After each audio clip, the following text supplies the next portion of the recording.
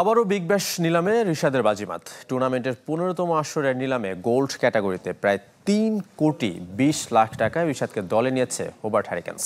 তবে গতবারের মতোই শঙ্কায় হারিকেন্সের হয়ে তার মাঠে নামা। বিগ ব্যাশ হয়নি, রিজিকে ছিল না, নেক্সট টাইম হবে ইনশাল্লাহ। দেশের বাইরে প্রথম ফ্র্যাঞ্চাইজি লিগে খেলার সুযোগ হাতছাড়া হবার পরেও রিশাদের কণ্ঠে ছিল আশার বাণী। পূরণ হয়েছে তা। দ্বিতীয়বারের মতো বিগ ব্যাশ নিলামে দল পেয়েছেন বাংলাদেশি লেগ স্পিনার। বছর বদলালেও দল রয়ে গেছে অপরিবর্তিত।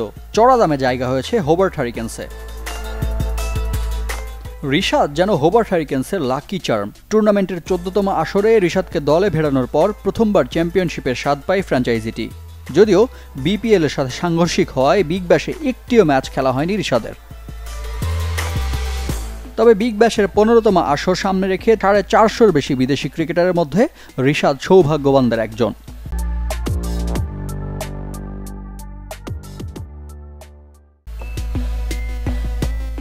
নিলামে গোল্ড ক্যাটাগরিতে এই স্পিনারের মূল্য $৩,০০,০০০, বাংলাদেশি টাকায় ৩,২০,০০,০০০-এর বেশি।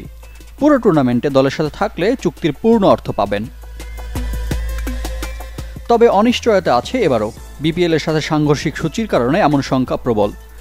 তবে নিজ দেশের ফ্র্যাঞ্চাইজি লিগ বাদ দিয়ে বিগ ব্যাশে খেলতে চাইলে পরিস্থিতি কোথায় গিয়ে ঠেকবে তা জানার সময় সাপেক্ষ।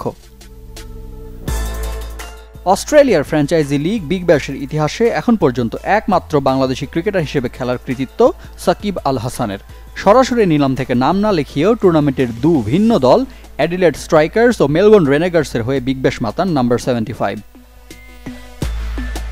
সাকিবের পর দ্বিতীয় টাইগার ক্রিকেটার হিসেবে এমন অর্জনের সামনে রিশাদ হোসেন। তবে বড় প্রশ্ন, স্বপ্নপূরণ হবে নাকি আরও একবার হতাশা সঙ্গী হবে? রিফাত হোসেন, চ্যানেল 24।